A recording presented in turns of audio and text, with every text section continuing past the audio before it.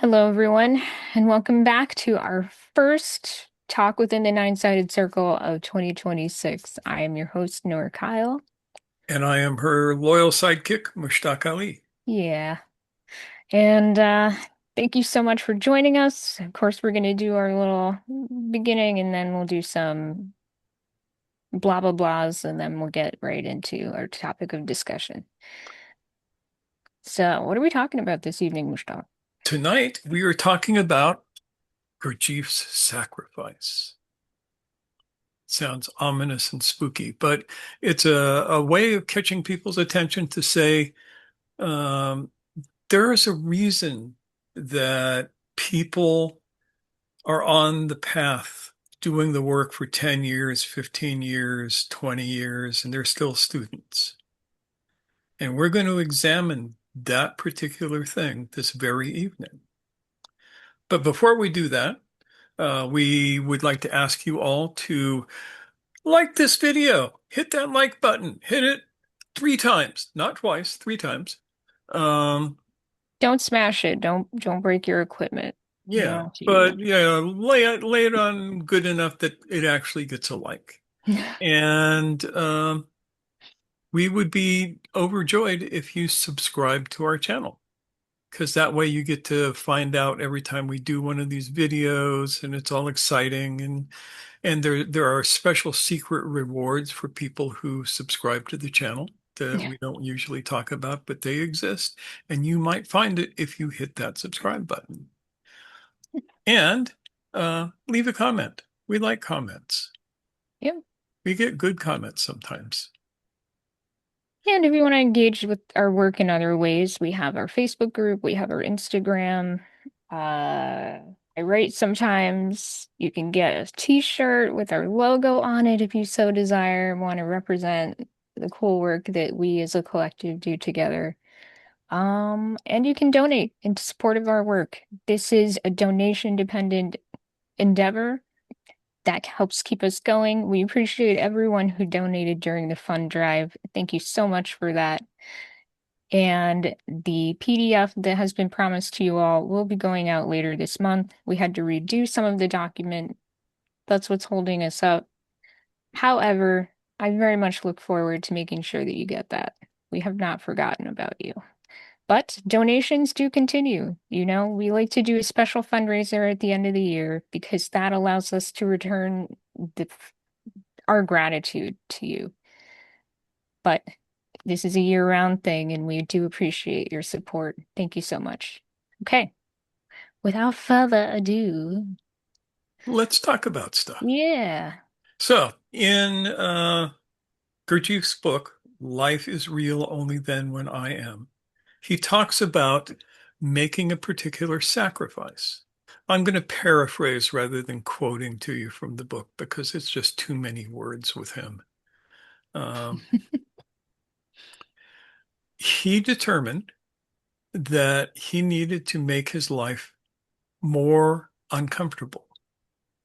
And the way that he did that is that he took a vow to himself to never use his powers of Hadbledsion, which is to say, as he puts it, what most people call hypnosis and telepathy.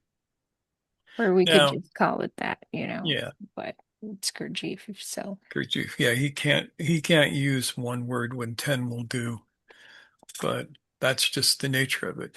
And why would you ask would he do this? Because he realized that it made his life too easy, too comfortable. He could uh, arrange things so that uh, life would go really easy for him. Now, later on in that same chapter, he talks about staying away from people who would make his life more comfortable. The true believers who would support him in the manner of a guru and all of that kind of stuff. He kind of drove those people away for the same reason. And if we ever get any people like that, we might drive them away too. But so far, no luck. So why did he do this? not a rhetorical question. Why did he do this?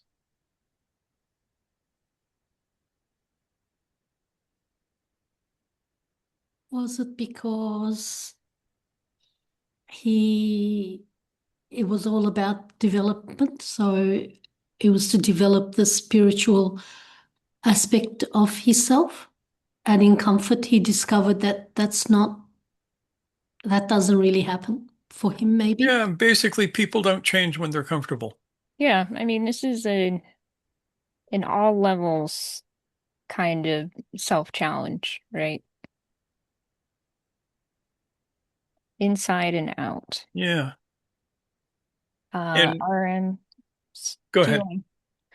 RM says attachment to comfort can be addicting. Oh, it is addicting. Yes, Ian. Yeah, it strikes me that in some ways it's very similar to what you were talking about a few weeks ago with the stop exercise. Yeah. Having something there that reminds you to um, self-observe, not engage in behaviors. Yes. Not wrong at all. Thanks, Ian. How about you, Michael? What do you think? Well, my thing is always like Alcoholics Anonymous related or, my drug and alcohol addiction. I can't ever unchange like the things that, the experience that I had through that and like through the 12 step, I stay active and involved in others' lives. Um, it's almost like rock bottom is like a very cruel reward, what I mean, as far as how disparate my life had became. I can never not, excuse me, I can never not unknow that. Hmm. Yeah. And that's sort of the same thing as giving up something that makes your life easy. Yeah. And Yeah. yeah, the various addictions are they're there because they make a person's life easier, Yeah. seemingly. They And anesthetize you. I love that paradox of Yeah. what you said, like, rock bottom is almost a gift unto itself. And there's something deep in that. Thank you, Michael. Omar. Yeah, of course, I don't know why Gurdjieff would do that, but I mean, but certainly one of the things, if I'm comfortable, I'm basically comfortable also with the identity that I've assumed, the role I've assumed. So being uncomfortable then gets me to question, well, what am I being? Is the role, is the identity that I've assumed that I identified with, is that really it working for me or so forth? And so discomfort makes me look at the particular way that I'm being in the world, the identity that I'm wearing, the persona that I'm wearing. And that I find to be an important thing to do. Mm, That is a really salient observation, especially for this topic. So hold on to that idea because we're going to come back around to it fairly thanks, quickly. Omar. But first, we have Sam.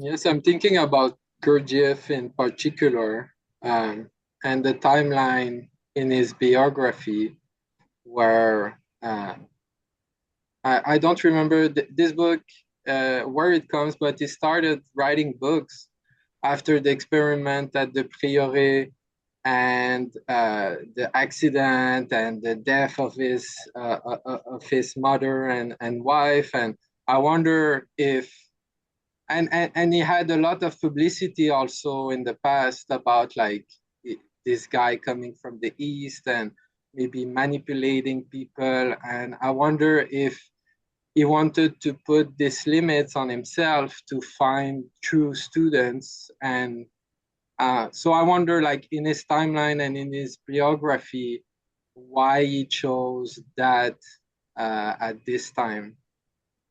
Yeah, as a question. Yeah, it's a good question, and I suspect, though I have no way to verify this, uh, after the accident, he pretty much drove away all of his students. They just weren't there anymore. And that's when he started writing. Very few people were allowed around him. Mostly Madame de Salzmann was the one person who was by his side that whole time. Um, and there were a few people here and there, but during that time, uh, he was definitely withdrawn from what he had been doing with teaching a lot of people and that sort of thing. And there's a lot of speculation about why that is. I wish I had a better answer than that. Yeah. But I think you bring up some interesting points, Sam, about putting aside the theatrics to see who really sticks with this, right? When they're not being,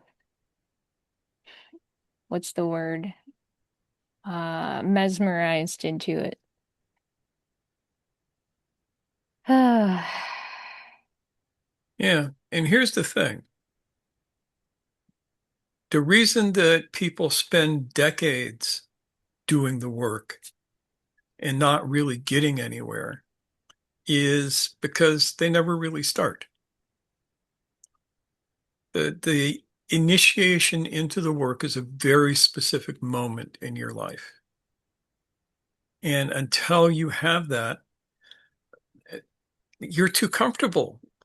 And you get all of the different games that people play to avoid doing the work, to stay asleep, but you get to talk about the work. You get to write about the work. You get to hang out with people who say that they've done the work and let it rub off on you by osmosis, all of this kind of stuff. But it's interesting because one very wise, enlightened guy said a while back that from the time you start the work to the time you finish is almost never more than 2 years. 2 years of work is what it takes to achieve whatever you want to call it. Awakening, non-dual awareness, give it whatever name you want, but whatever that is, should take you about 2 years. No more, no less. Yeah, approximate. Might be a little Okay. less, might be a little more, but right, that's the ballpark.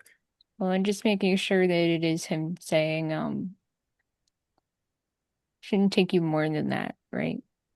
Yeah, around there. Is that Okay. with Gurdjieff's works, but No, that's not what or Gurdjieff's with works. all with all of it? Yeah, this is with actual awakening. And demonstrably, Gurdjieff did not produce a whole lot of awake people. And what's left of his work seems to not do that either. In my opinion, having met a bunch of those guys.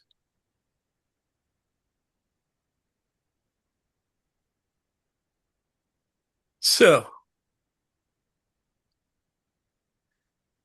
there's a term that we use, fana-i ahkam. Um, Everybody knows the word fana, annihilation, uh, extinction. Uh,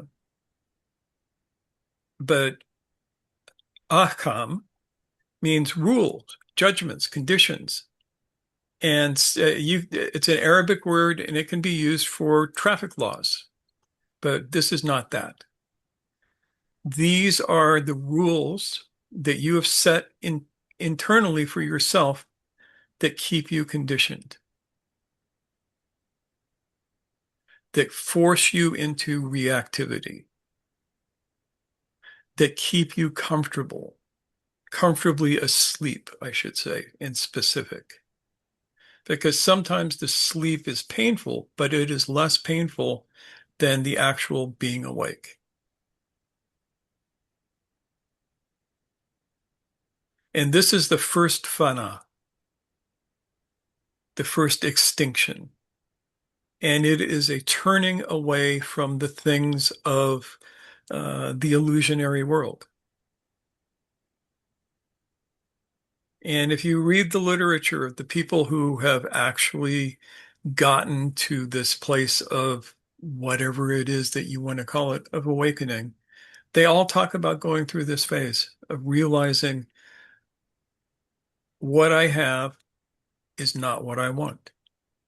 And some of them, Prince Siddhartha, right? Got everything. Got a temple, got a palace, got a beautiful wife, got a kid, got all the money in the world. And he realized that that was not what he was looking for. Somebody, Osama. Yes. Um, that is an interesting um understanding of fana في الأحكام. How I understood it is annihilation in pretty much discipline. Ahkam being like discipline or the conditions that an individual would put upon themselves. Like let's say Gurdjieff that says, I will not be around people that make me comfortable, and setting that to be as a condition or as a rule and annihilating in such rules or disciplines or annihilating or transcending those rules kind of. But hearing it in your perspective, which seems to be the same thing, just the other side of the same coin. Sort of. It's the difference between fana-i ahkam and fana-al-ahkam. Ah. And Freaking language, yo. Okay. yeah. Okay. Yes. So one is annihilation in, and the other is annihilation of. Basically, if we're going to try and gloss it into English. And both are important, both aspects of that. You can be annihilated in the rules by having objective rules that you follow, like I will not be with anybody who makes my life too comfortable. And at the same time, annihilation from not the rules, not like traffic laws or the basic social rules or anything, but from the rules of your own ego that determine how you behave mechanically. And that's Ooh. the ultimate one there. Mm-hmm. That's fine. That's awesome. Mm-hmm. Yeah, I'm glad you brought that up because I spent all of yesterday going through the distinction between fana fil akam and fana al akam and driving my poor dictionary program crazy, trying to make that distinction in a way that makes sense. Because people use those terms nowadays almost interchangeably. The nuance is so different. Yeah. That is definitely an important thing to note. I made sure that I did. Yeah, and I most often use the Farsi, which it has the word fana and the word akam with what's called an izafe in between them that joins them, and it's pretty much equal to fana al akam.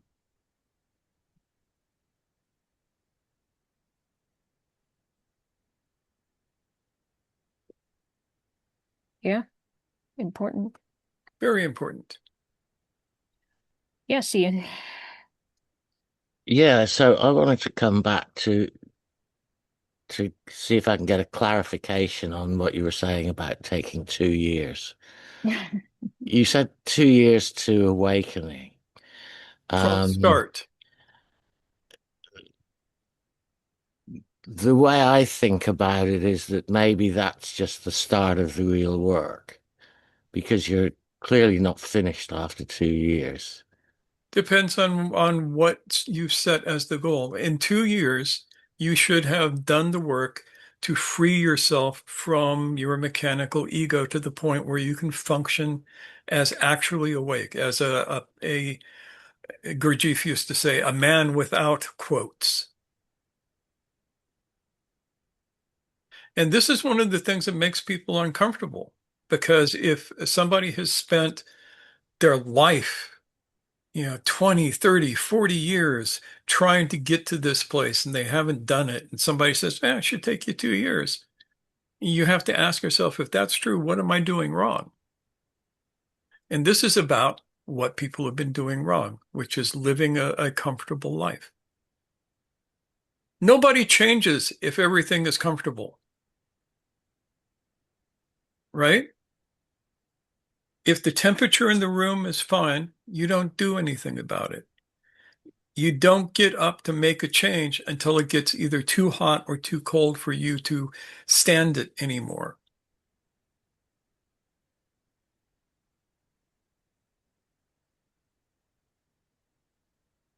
And we have designed all sorts of fantasy work for ourselves to keep us fat, happy, and contented,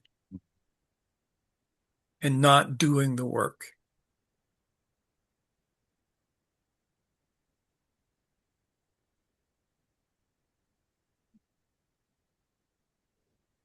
Ilmar, you have a thought? Yeah, I guess I wanted to go back to this annihilation of the rules in a sense. Uh, Again, I know nothing about Gurdjieff, but so this is kind of, I'm speaking from my own experience here. But one thing that operates as a rule, or has operated for me as a rule, is decisions that I've made, usually at a very early age, you know, that almost have become unconscious decisions, which nevertheless have an influence on the rest of my life. An example of that is something that I actually rather recently became very clear on, and that is, I mean, as maybe you and but nobody else probably knows. I mean, I was born in '39 in Europe in the middle of the war, and so I was on the run and stuff like that, and at a very early age. uh, I now realize I made a decision that the way to survive is to be a victim, because then people take care of you. Your parents take care of you, the refugees associations take care of you, and so forth. And that was kind of a survival mechanism, as a rule, if you want, which worked, but obviously had its downsides, and at some point needed to be dropped. And it was coming to be aware of that decision, of that self-imposed rule in this particular case, which provided, at least for me, quite a bit of freedom, because then one doesn't have to be stuck in this role of being someone to be taken care of. So I think that point, I suspect that, at least in my case, and I think in a lot of other people's cases, these kind of unarticulated, semi-conscious rules, which may also almost like be stored in the body, have a profound effect upon one's life. And spotting them and releasing them, annihilating them, is, I think, a very important thing to do. Agreed. Yeah. Off my And soapbox. you're dead on with this. Mhm. That is a perfect example of what we're talking about tonight. Hmm. Definitely. Yeah, and the fact that you and your family were chased across Europe by Nazis when you were young is going to color your outlook from then on, I'm pretty sure. Very much so. Very much so. Yeah. And not just by Nazis, but between the two armies, between the That's Bolsheviks on the right. one hand and Nazis on the other hand. So, Mhm. and it definitely colored it. But it was interesting to actually locate the specific way it colored it, namely taking on this particular identity almost of being a victim, being someone that needs to be taken care of, someone because, little kid or later on as a refugee, those are the type of people that other people kind of like to take care of, or some other people like to take care of. Yeah. So it's a survival mechanism. It's not it's not a rule that didn't have a purpose at one Right. point. It had a purpose, Yeah. And that That's, brings up an important point, which is yes. all of these rules have a purpose at some point. right? That's the thing. They Right, don't come out of nowhere. They're not nonsensical. right, They have served a purpose along the way and they get embedded because they served some purpose successfully. So it's kind of like, then you mash the button for the rest of eternity trying to get those successful results that may or may not happen, but it's already been plugged into the system, right? exactly right, exactly right. Yeah. And it does become an automaticity. Something one that, well, at least in my case, one does unconscious, well, semi-consciously. It's Mhm. weird. It's not completely unconscious. It's sort of Yeah. but mechanical might be a good way to put it. Yeah, Mhm. And sometimes even when we see it, we still keep doing it because we're identified with it. Well, this is exactly. mine now. I claim it. Nice. I'm going to do it. Yeah. You get the old Aristotelian is of identity. Hmm. Yeah, I am a victim. right. Exactly. Yeah. Yeah. And we will be coming back to this topic over and over again tonight. Michael, you've been waiting patiently. Well, few different things came up. So, um, created difficult environments, you know, created, creating environments of difficulty I mean, so that behavior has to happen. And I'll bring an example. And then everything for me is, program related. So like my 12th step, I'm constantly actively working with other people, trying to awaken them through the 12 steps, to having a spiritual awakening. And I'm constantly dealing with the archetype in this difficult situation. So I'm always in that situation, right? I'm never resting on my laurels, as they say in the program, right? Where I'm sober now. I get to go have this life, good luck. Like I'm the hero's journey. I'm staying within the element and being a productive part of the mechanism of the program, what have you. So I'm thinking to that. But really, what I thought about yesterday, I was dealing with that snowstorm, right? And I had the chain, max chains going up Donner Summit this way. I go and I do my deliveries, all that in the bay, blah, blah, blah, blah, blah. And then to come back this way, I have to put on max chains to get up and over Summit again. And I started like 3 o'clock in the morning. Oh, There's so much self-talk in that environment of having to get out into the environment of this difficult, cold, wet, glasses falling off of my face. And it's not like I haven't done it before, you know. And I mean, and it's only through, and I use the examples or what have you, talking to my people or what have you, like it's only through that difficult situation and utilizing certain principles that like I'm experiencing life. Yeah. Just as much as it hurts and it sucks or what have you, there's an immense feeling of accomplishment having worked 16 and a half hours. And then the identity comes, and I'm this big bad truck driver, blah, blah, blah, blah, blah. You know what I mean? But it's a created identity only through the chaotic environment of nature throwing all this snow at me, and Department of Transportation and Caltrans and all, you know what I mean?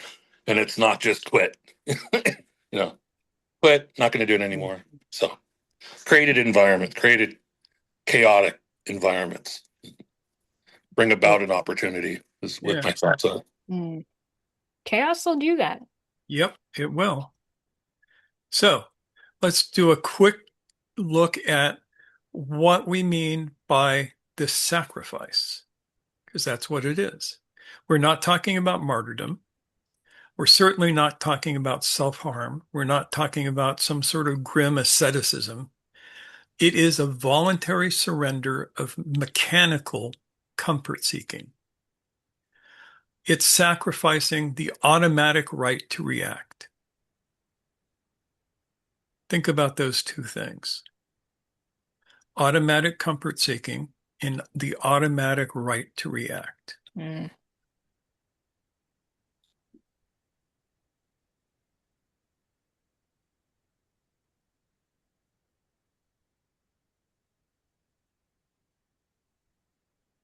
So in order to do that, you have to ask yourself, what do I do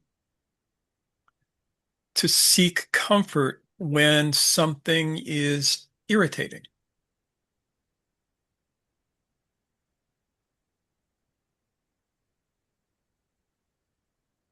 So if something happens in the world and it upsets you, I mean, not that that's happened any time in our lifetimes, but imagine that something has happened in the world that is upsetting and stressful.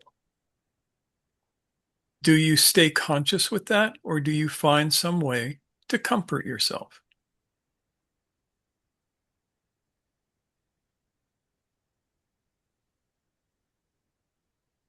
And if you do, what is that you do? This is where self-observation comes in. We've got a few people throwing their, their strategies. RM said she drinks warm tea. James says, I yell about it on Facebook. Yeah. And Ian has an idea. Yeah, it struck me that what you're talking about is what Gurdjieff called self-calming. Yeah, exactly right. I think another contemporary term is self-soothing, right? Yep. All of the things that we do to put ourselves back to sleep. Is that who popped up? Osama. Yeah. So today I was triggered by um by something like in a conversation. And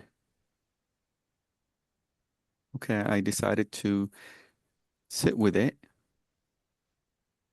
and also write, kind of observe and see what's happening really internally within me and journal. Now, from your question, as you raise your question, I ask myself, is that a soothing mechanism? Is um, the sitting with it doesn't internally doesn't seem like it is a soothing mechanism because it's not necessarily feeling all great or anything like that. I'm just really like sitting with the sensations of it, with the emotions as they rise and the stories that come into my thought. But the writing aspect of it, to actually journal and to let it out, to like be able to process it in such a way. So is that a way of soothing? Would that be considered a way of soothing? In the way that you describe it, no. What you're describing is actually a spiritual practice that a friend of mine called spiritual autolysis. Autolysis means self-devouring, self-digesting. And he recommends that you get a journal and uh, you ask yourself the question, what is true? And you start writing and you keep writing until you know the answer. And that sounds more like what you're doing in this case. And that can be what is true in this situation, what is true with this question, what is true with this life. So uh, it's a very useful technique for a lot of people. It's not useful for me because I hate writing. And I would have to do 5 or 6 journals about resenting the fact that somebody's trying to make me write something down. And everybody knows that all words on paper are lies. But that's me. Yeah. Whereas I can find journaling useful. I mean, I see what you're saying about, it can be a way to get more wrapped up in the story that we're already telling ourselves. There's the potential for it to go that way. But if we are in a place where we're able to make it to practice, verb, to practice, if we're able to practice in the moment we put pen to paper, can whatever comes out be something that we are able to self-observe as well? And to be clear, as we're always saying, there is a time for sleep. There is a time for self-soothing. You can't always be gung-ho on staying awake. You'll find there are times when you crash and burn. Oh well, it's practice. But if you want to do it in 2 years, Then you put in the time. Yeah. As much time as you can. Get the reps in, as I say often, you know. But you brought up a good question about nuance. We are able to fool ourselves by saying, "Oh, I'm purging my nafs or my ego or whatever," but really we're just digging in, entrenching ourselves in whatever it is that we've come to identify with. And it's a simple way to figure out if what you're doing is that, and that is to ask yourself, am I awake while I'm writing this? Mm. And you keep writing as long as the answer is yes. Yep. I think we have Sam waiting Sam, patiently. so patient. Thank you. What would you like to say? What would you like to share? I'll try to phrase it. I'm thinking a lot about so I'm a lot influenced by Moshe Feldenkrais, and um, and there is this idea of the mold or character shield, and that's also come with the 2 year that makes a lot of us uncomfortable, I think, because a lot of those things might be like deeply somatically embedded in ourselves. But uh, one of the main idea is this Viktor Frankl idea that freedom is between action and reaction, Mm. and that in Feldenkrais, like instead of reacting with your habitual patterns, you find freedom actually in comfort, actually in like calming down your nervous system and trying to find like um, the slowest, the gentle way of doing stuff, you know, and and it happens like in difficult moments when you have frustration and so on and so forth. You you calm down yourself, you self-observe what would have been your habitual like reflex, and then you find the experimentation of like, what if I do it this way, like gently, slowly. And I wonder like, and we haven't let you talk much, to develop your ideas yet. But I wonder like, I feel like there is this paradox, this fruitful paradox where uh, uh, putting yourself in difficult environment, but then having an interior place where you are trying to find comfort in is the way.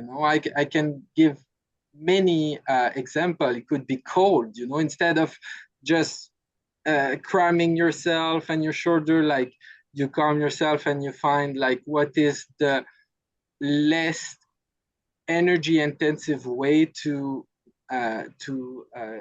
interact with the cold. Could be training, like what is the best way with my breath to like pick up this weight, so on and so forth. So like this paradox um, of trying to find comfort in difficult environment. um,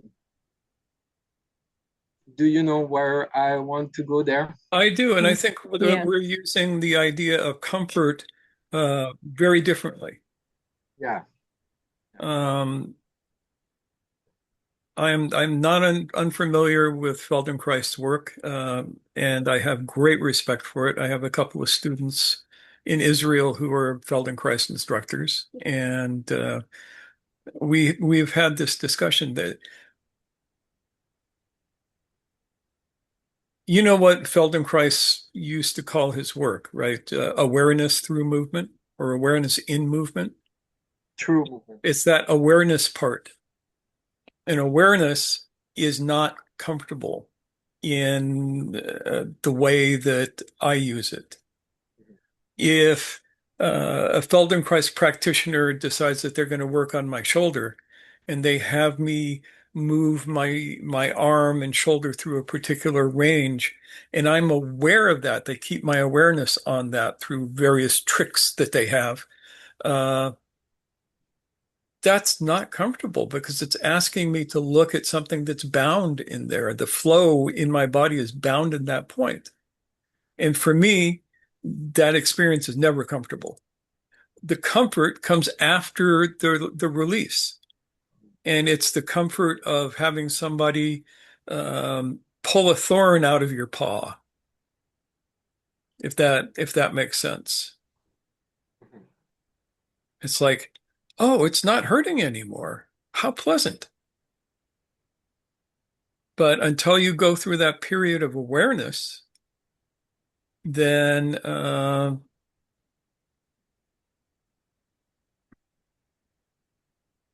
you're stuck with the uncomfortable thing that you have locked in your body or locked in your mind or locked in your emotions.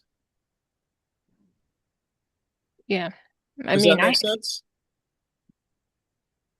Yes, it does. I think like to be really aware, there is a letting go, and that's what I call like, finding the comfort is like melting in the environment. It's the fana, is the annihilation of what would have been your grasping, your habitual like way of, no, this is me, I'm this kind of identity, I react this way, I'm a shoulder pain person. And then for awareness to come, you have to let go. And this is like hard work because you have a lot of attraction to go towards what is your habitual ways, and then you have to like focus to let go. And this is like yeah, melting or annihilation. That's what I get uh, from what you say. yeah, ceasing resistance to what is, basically.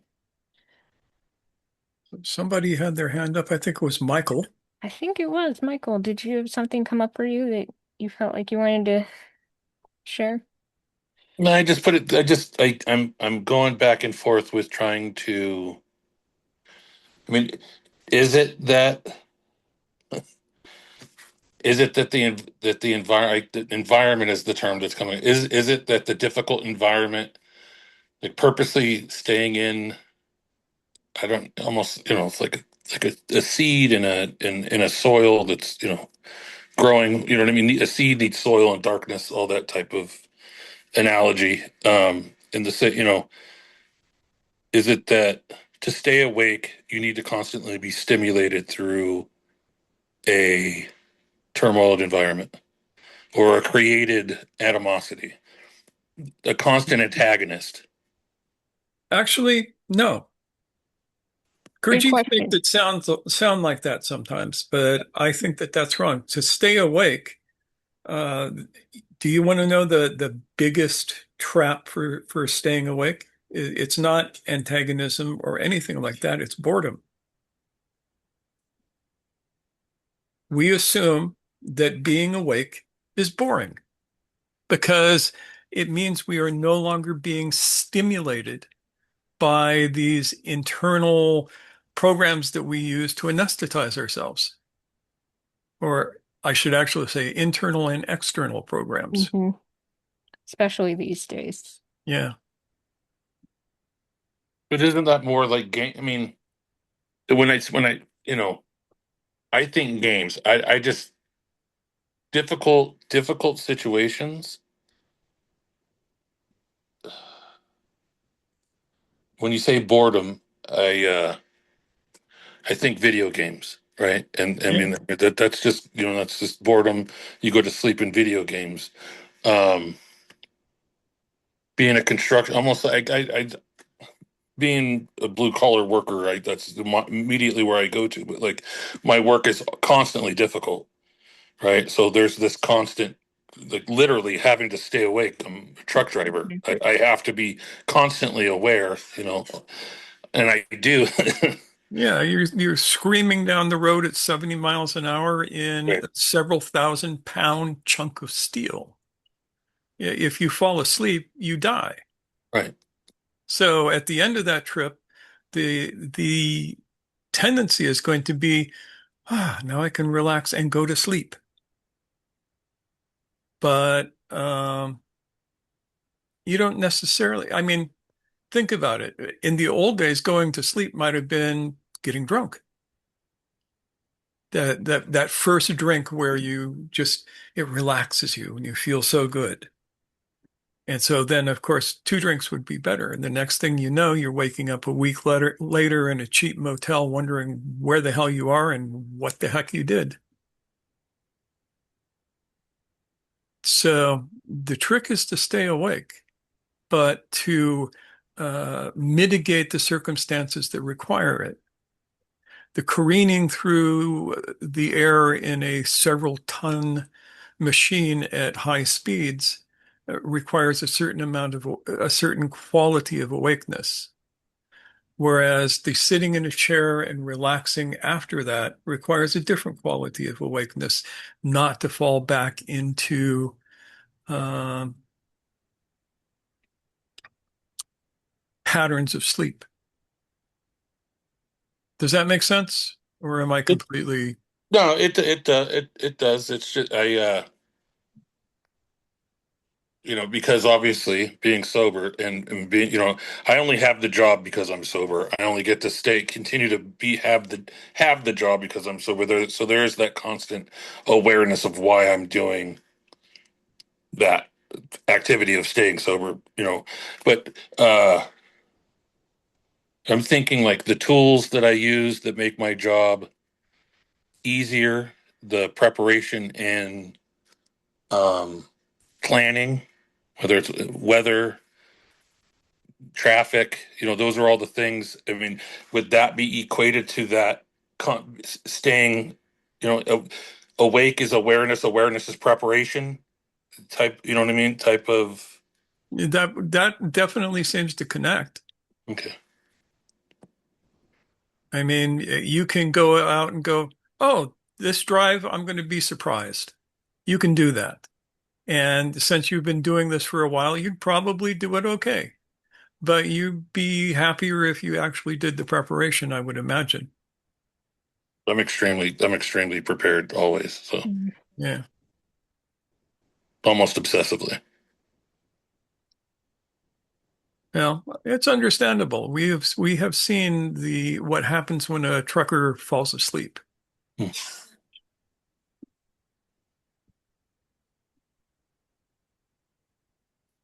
So Ian has a question here, and he's been waiting patiently. Again, lots of patience tonight.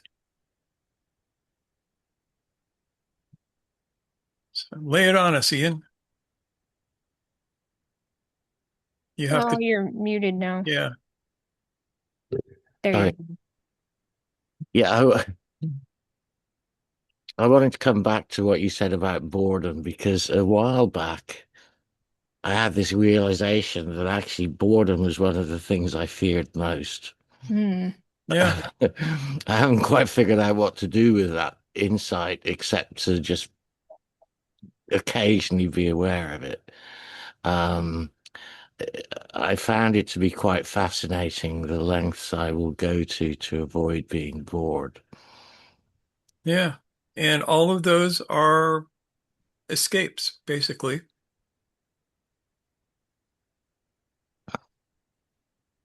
But I don't suspect that you would suggest, or maybe you would, practicing being bored and not escaping. Absolutely. Practice being aware. And when the urge to do something to distract yourself comes up, There is your area where you can resist it. There is your struggle. For you, it would be sacrifice entertainment.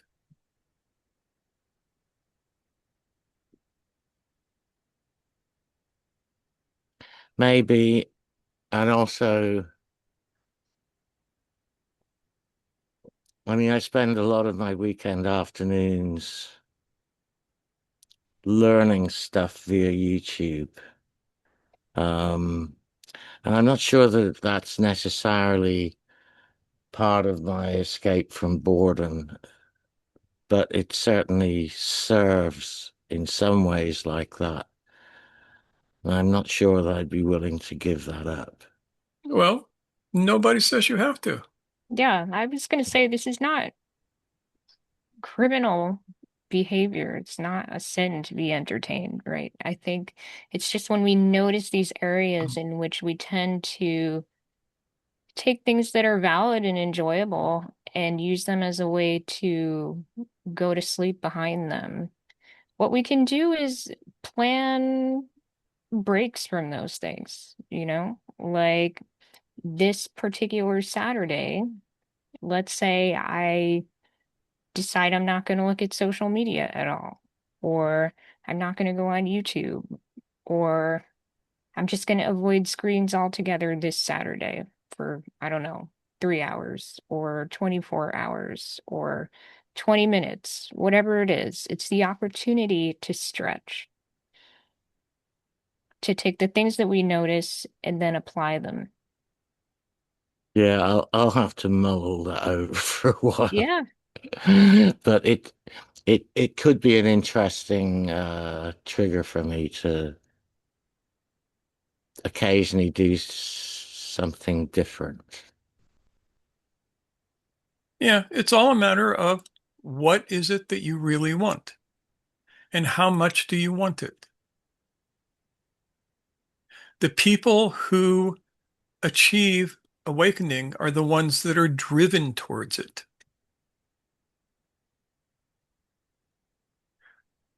And a friend of mine wrote a book, and in it he used the Melville's Moby Dick. You familiar with the book? Well, only yeah, I read it years ago, but I only remember little Yeah, so in the book is stories. Captain Ahab. Captain And his white Ahab is whale. Yeah. completely obsessed with Yes. killing the white whale. And my friend basically made the argument that if you want enlightenment, you have to be like Captain Ahab. And the white whale is your goal. You have to approach freeing yourself from your conditioning and living in a state of non-conditioned consciousness to be as strong a drive as killing the white whale was for Ahab. And if it's not, you ain't going to get there. You're just not. You're not going to get there. Well, I've certainly had periods in my life where I have been driven like that, and they've been very productive periods. Um, one of the interesting things for me about that is that although I keep my eye out for things that might motivate me in those ways again, I haven't found anything that compels me. I'm not sure quite how to say any of that. And it's not something that overly bothers me these days, but the motivations that I had at the time came with a lot of energy. And these days, I'm actually finding it hard to find enough energy to even just maintain my sort of steady state practice. Um, I don't really need an answer on that. I'm just Yeah. Sure. commenting on where I'm Yeah. at. No problem. Michael. So what's coming up? So is it working with others then? Awakening others? It's like is it For some people, not okay. for everybody, but for some people, some of us, somebody said once, uh, why do the bodhisattvas teach? And the answer was so that they have other people not to talk to. That's an in joke, Mhm. but working with others can serve several different purposes. In the beginning, it helps you refine your own practice.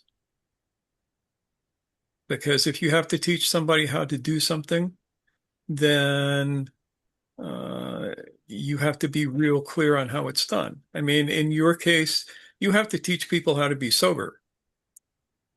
That means you have to be really on top of that. You have to know what the hell you're talking about. So there is that.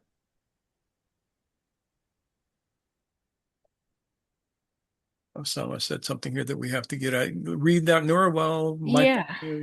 Yeah, Osama's sharing a quote with us. I think it's a saying of Prophet Muhammad.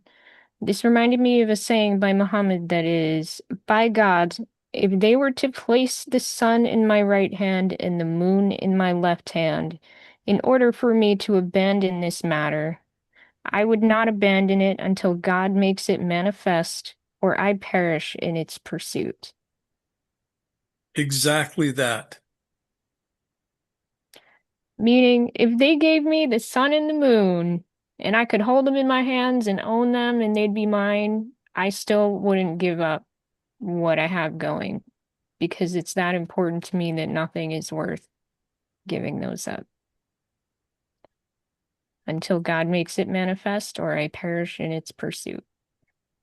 Yeah, and that is the attitude of somebody who is doing the work. And if you don't have that attitude, that's perfectly fine. Nothing wrong with that. Just don't fool yourself into thinking that you're doing the work in the way that we use that word.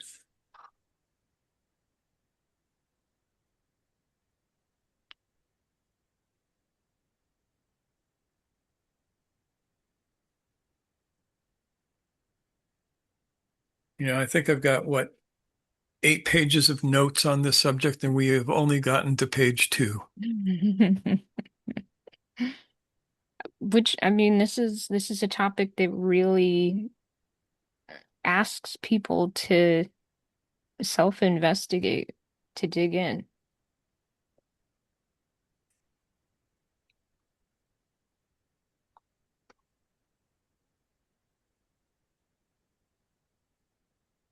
So, the first proof of sleep is compulsive reaction. Awakening begins when you can see the reaction while not being it and not doing it.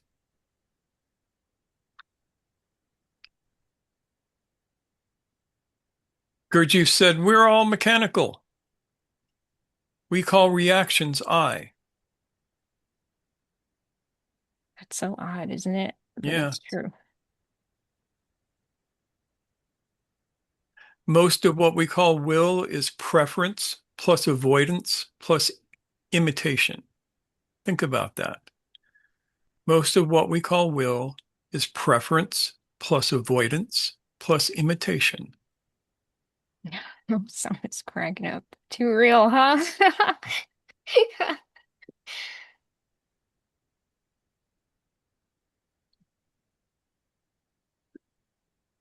Laughing at it is a good sign, you know? Yes, laughing at it is the best sign. I love it because it's like you're just, you're opening the wound and every now and then you just add a little salt Yeah, a in little salt, some lemon juice. some lemon juice. I love it. I love it. The fire. Purifying fire.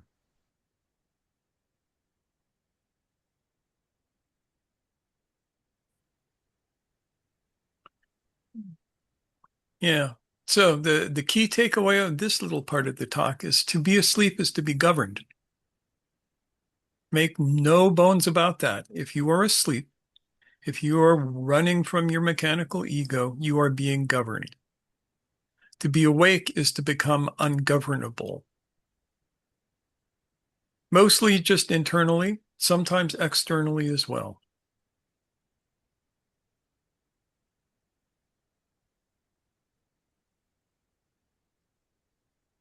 Getting hearts from all of the old anarchists here. I was gonna say, yeah, all of our radicals are like, yay, fam.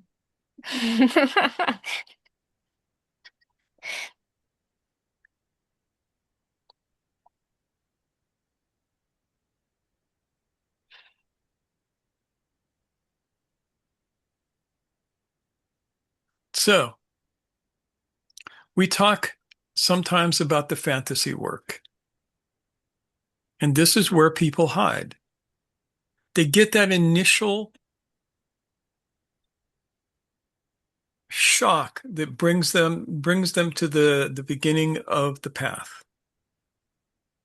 And then they find ways to put themselves back to sleep. And the ways that you put yourself back to sleep is through what we call the fantasy work.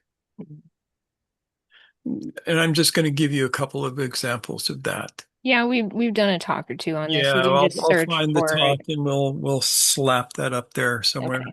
Oh, Um, fantasy work. yeah.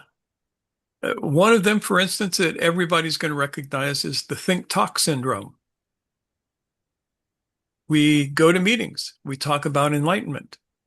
Um, we talk about knowledge. We talk about the great enlightened beings of the world. We talk a lot. As a friend once observed, it's about waking up. It's not about getting a PhD in waking up. And that's what the think talk syndrome does, is it works on getting a PhD in waking up.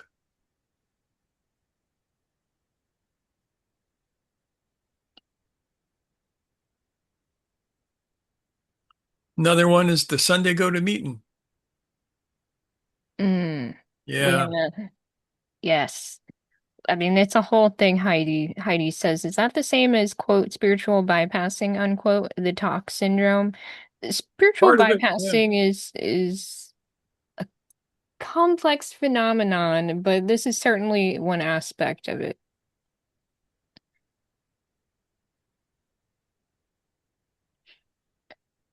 Yeah. Sunday go to meeting.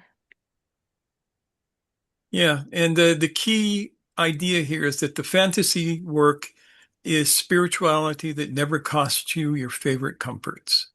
Mm, yeah, so I mean, I think about this when I was growing up and we went to church every Sunday. We sing some songs, the adults have some coffee, we all get some cookies. Very nice, very lovely. We go on and we don't even really reflect on the nice stories that were told or the people we saw there. Just we go, have our little routine, we leave. Where is the bridge between whatever we may have discussed there, whatever we may have learned, if anything, and daily life? If there's none, well, that probably means we weren't challenged, that there was nothing that was intended to shake us up and give us something to think deeper about.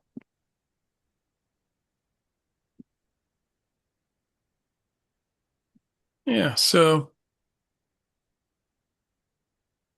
most most of what passes for spirituality is groovy states. And this upset, we're going to get a lot of hates on this talk, I'm pretty sure. And yeah, such is life. But if you look at many so-called spiritual groups or self-improvement groups or any of that sort of thing, what they're about is not waking up. They're about giving you groovy states. You understand what I mean by groovy states, right? You go someplace, you chant for an hour, you get high, both through the breathing that the chanting induces and the group collective joining together, and you're feeling good. You get one of those cosmic consciousness moments, and you go, "Wow, I'm one with the universe." And then it goes away, Perhaps. and then you Yeah. got to go back and get it again and again and again. And I think that, that's like we talk about having a healthy diet. We talk about the food pyramid, such as it is. Let's imagine that's a useful model for a moment. Somewhere in there, sure. Spiritual highs fit somewhere in that pyramid of nutrition, but it can't be the only thing to have a well-rounded, not just spiritual life, but life, period. And if that's your spiritual life is having the snacks, having the sugary stuff on the pyramid. That's kind of that's what spiritual highs can be like for many, many people. Yeah. James asks an interesting question here. Says, is the fantasy work symptomatic of an ill-formed magnetic center or not even having a magnetic center in the first place? How Oh, much of the work is forming, reforming a magnetic center, or does the possibility of that 2-year process assume a functional magnetic center? And the answer is good there question. is no magnetic center in that kind of work. When you really start the work, that's the start of the formation of the magnetic center. Magnetic center being defined as that urge towards waking up. And it will form. But you can get lost so easily in it.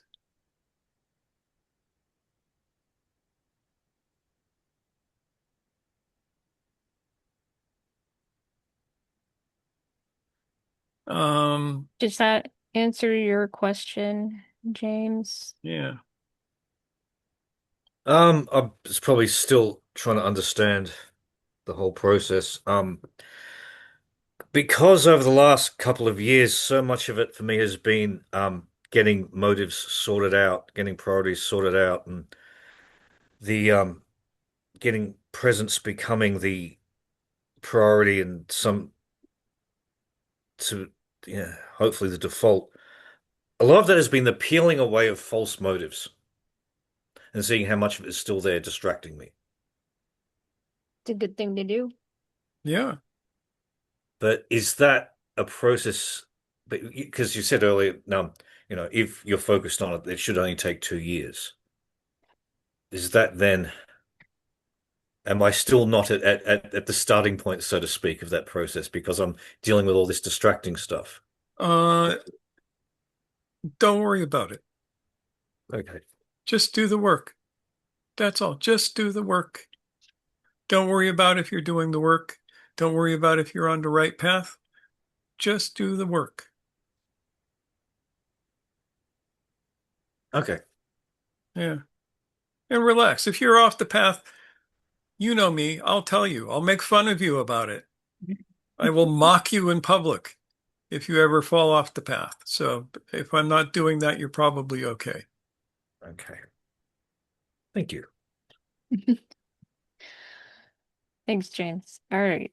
And Uh, Heidi has an important question. yeah, I know someone has to respond to maybe we will too. Yeah. Heidi says, how do we avoid having zikr, as in lots of Allahu sessions? How do we avoid that becoming a getting high habit? Um, and the answer is you don't because you don't know how. Hmm. And this is one of the things that constantly pisses me off about these groups who do stuff like this, who have no clue as to what the fuck they're doing. Well, And let me clarify that. When I was but a young lad, a young dervish with my first turban, my sheikh sat down and he taught me how to stay awake while doing zikr. He gave me the tools to do that. And then I had to practice that. And it was a long period of time practicing it. So I could do dhikr for extended periods of time without going into trance. This is an art and a discipline. Any fool can sit around and chant the names of God for a couple of hours and get high. It's cheaper than most highs, but it's still getting high. And it's safer than most highs, but it's still getting high. Nothing wrong with it, but it ain't the work. Sorry, I think I'm passionate about this. Clearly. And, Osama is kind of right there with you in saying, for me, it's not confusing the ticker with the work. It's more a tool in the work rather than the work itself. Yeah, that's exactly right. The verbal dhikr is a specific tool, and it is one that is done, led by people who are trained to it, who know what the hell they are doing, and can orchestrate uh, a session in such a way that it will keep you from falling into trance. Or you can just let people fall into trance and let them have really good dreams, and then they'll give you all their money, and you can become a cult leader. Up to you. Your choice. Go one way or the other.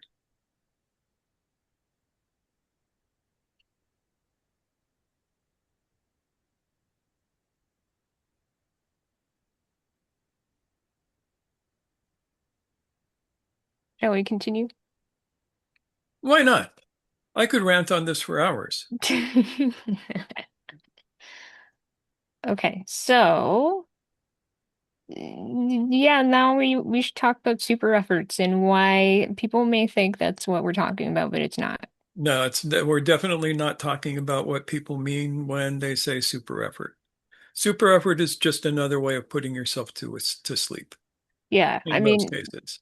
when we're saying, you're sacrificing something that gives you, you could even, the things that anesthetize you, giving yourself space from those things is one way to do this whole sacrifice of comfort thing.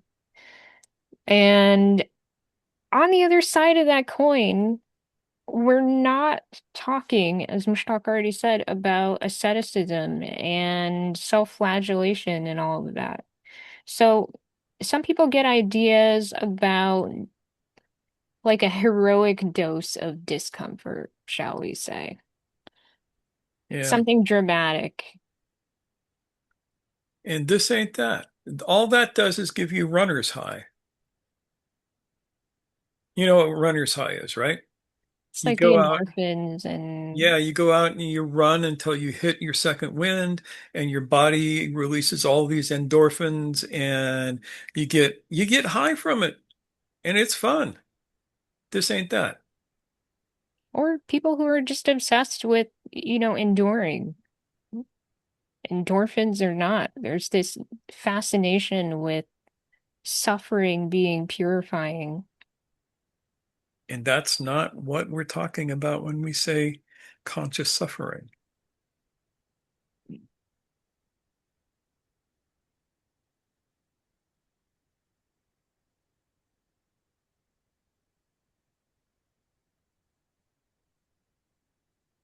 So, super efforts are again something that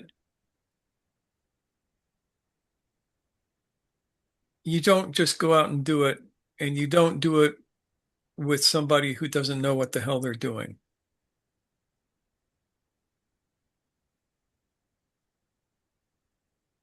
Because those things have to be led correctly.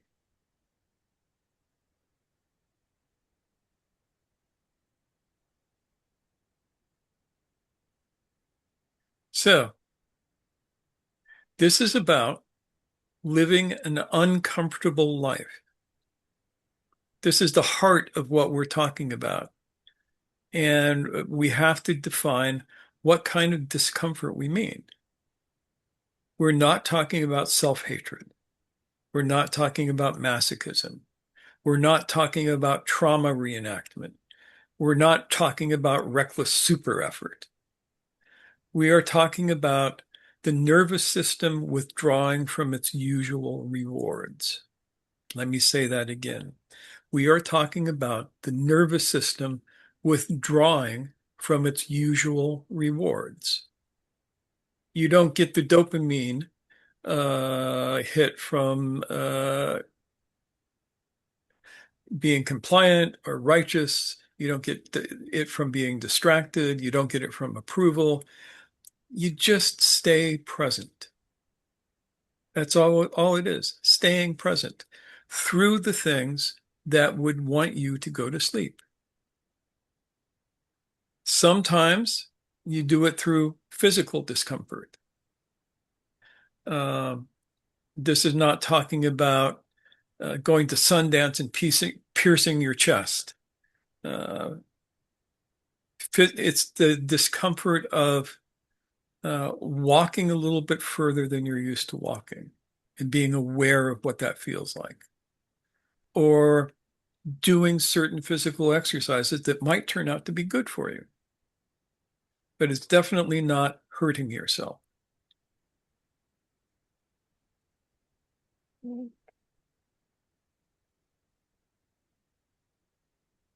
Sam had to take off, which is too bad. He had good questions.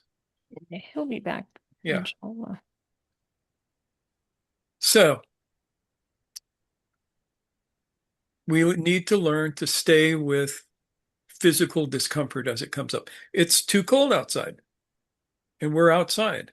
How do we relax into that?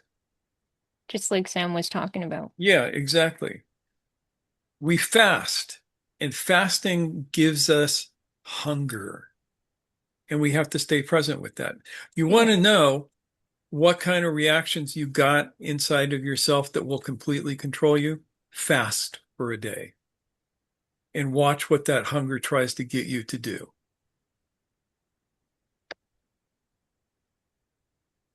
It's amazing the arguments you can come up with why it's actually okay for you to eat or do whatever it is that you're fasting from.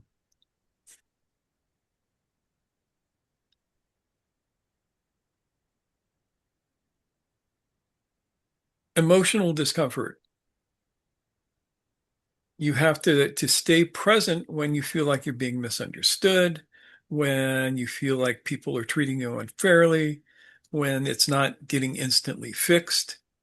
And most of all, ego discomfort. You are not special. You are not right. Nobody sees you as being good. You can do those three things, you're going to get outside of ego discomfort. One of the big ones is being right. The number of clients that I have that will spend half of the session explaining to me how somebody did them wrong and they're actually right and justified in how they feel is epic. Doesn't usually they don't stay there for long, but that's how it usually starts with that particular situation. Somebody just disappeared. Again. They're all leaving now. Ah. Yeah, I mean, I think this is another one of those things like we were talking about with the journaling earlier, right? Yeah. Like, are we awake through it? So it is so easy to do something like enduring being misunderstood or not retaliating, dealing with emotional discomfort in a way that really is just you going to sleep. It really is just you shutting down and becoming compliant and letting it just wash over you like a wave because that's what you've always done. So here's where the challenge comes in that can you stay awake to this discomfort instead of falling asleep behind it and see what other options may be available to you that you've never taken up on before. Now that's going to be uncomfortable.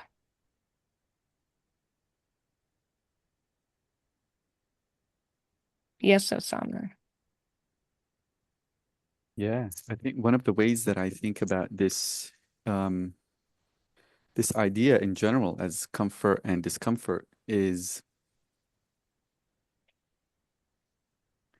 being at the edge of myself, Mm. constantly being at the edge, whether it's um, these three areas that Mushtaq mentioned, like physically, um, emotionally, mentally, or just in state of presence or whatever the moment is requiring, right? And being able to answer that question, am I giving this moment its proper due? Am I at the edge of my being? Which is, it's kind of interesting because this is kind of what Sam was talking about as far as like refining the nervous system in order to be able to just fully relax, right? So there's some kind of paradox of like you're just relaxing in the moment, and allowing your nervous system to properly be able to respond. And at the same time, you're pushing that edge. So you're not, you're at the edge and you're taking a step in midair. And then there's that you're actually standing on solid ground, and then again, and then again, and then again. So Mm. constantly pushing the limit of that edge. Um, but it's very self-confronting, right? It's like facing oneself face to face. Like in at that edge, you're really just looking at yourself in the deepest sense. Um, and it's work. Like really, that's how I define the work even, right? It's like, am I being able to meet myself at that moment? If I'm around other people, am I posturing? Am I really being genuine? Am I presenting the truth in the totality of what I believe, feel myself to be in my being, in that presence? When I'm working, am I truly working? Like, am I present in that work?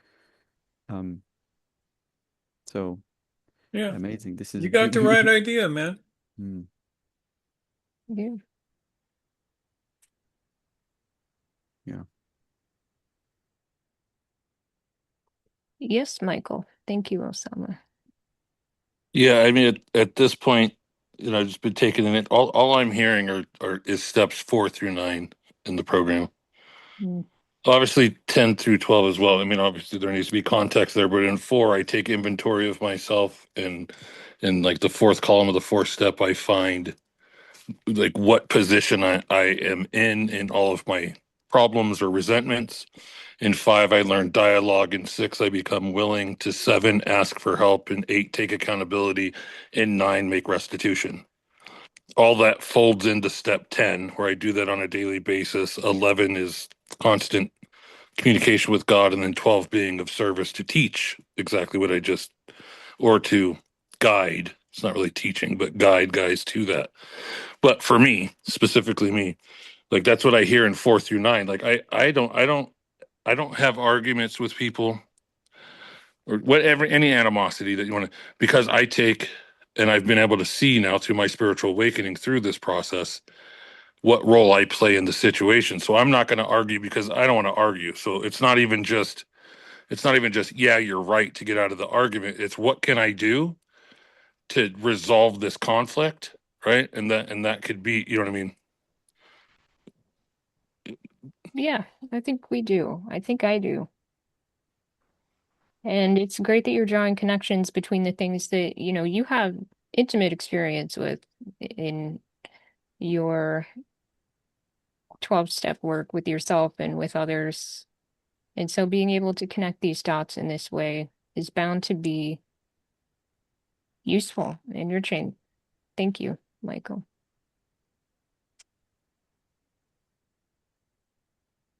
Well, I think that we've covered enough for the night. There's still several pages of notes I have here, but we don't need to get into them. At least not tonight. Yeah.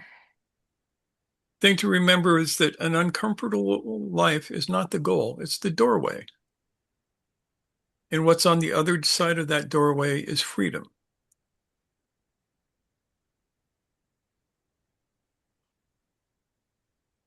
And if you want truth realization and you want freedom and all of that stuff, you have to realize that you have to be like Captain Ahab. You have to go after that damn whale no matter what and let nothing stop you.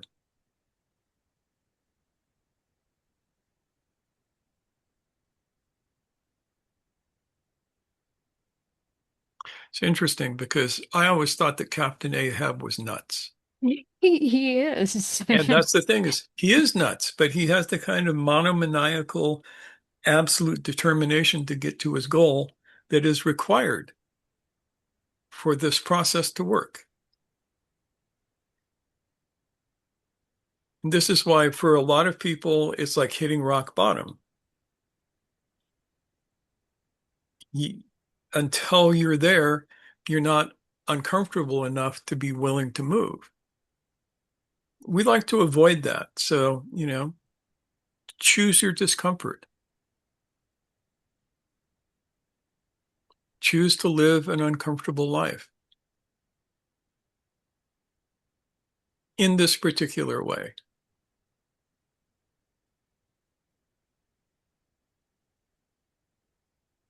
So that's what we got to say for tonight. Man, who have we not heard from? I think we've heard from pretty much Oh yeah, everybody. looks like Alka had to take off. Yeah, Alka had to take off. She's got a meeting that she's got to go to. Okay. Usama, how are you doing? Yeah, I've been listening patiently. Um, Interesting to hear all this. Well, it's never too often to be reminded of all these things. And I was just thinking about, well, what you just said, Mushtaq, about that intensity of motivation. Well, I certainly had a certain intensity um, when I was younger. And actually, if I think about it, like honestly to myself, it had to do with my youth rather than anything else, rather than the clarity of my intention or of my seeking. I think I am being honest enough to myself if I say that I now feel much more at ease in my intention, which also means that some things I am not really trying or seeking with that same uh, intensity. But at the same time, like just the challenges of life, um, I guess top of the list, um,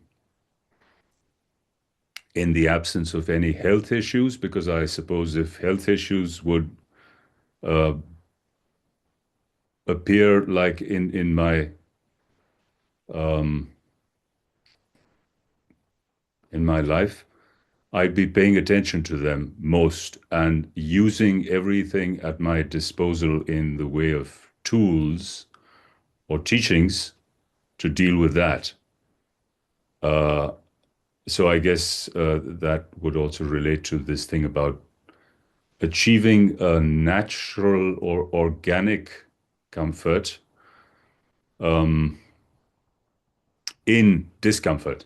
Mm. But like when everything's all right, then top of the list of things to cope with are personal relationships, and the more intimate they are, the more intense the challenge, Uh, so not reacting, not overreacting, not being in a reactive mode, seeing possibilities of really solving situations which are important.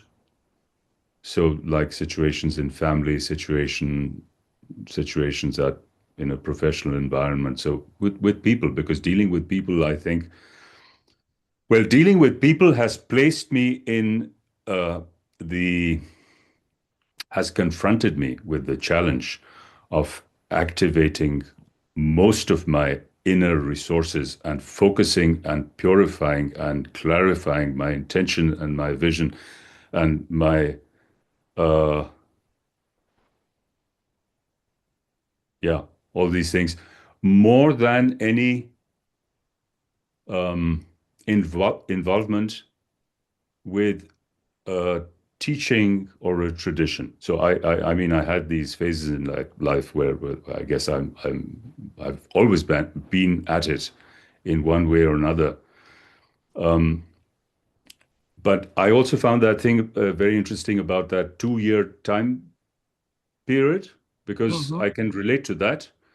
2 years are enough if you are sincere at anything. Yeah, So pretty much. I guess I'm just musing, thinking aloud. Did I ever start? Have, because I don't really remember having reached anywhere. And yet I'm here, I'm still interested. Uh, yeah,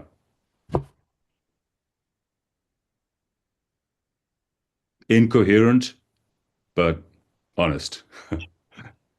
Yeah, fortunately, coherency is not required. It was from the heart, and I think you touched on something that's really going to be resonant for many people. Is this idea that, okay, for some of us, the challenges have to do with the state of the body. For some of us, it has to do with the frictions that come up in relationship. I mean, everyone's got one thing or another. Some people have many that provide the friction that forces us or gives us the opportunity, I should say, should we choose to accept it, of really seeing what we're capable of. Mm. And I think that's where it becomes the most meaningful and shocking, even sometimes, when we are so backed into a corner that we're pulling up resources inside that we never knew we had. That's deep work. Thank you, Osama.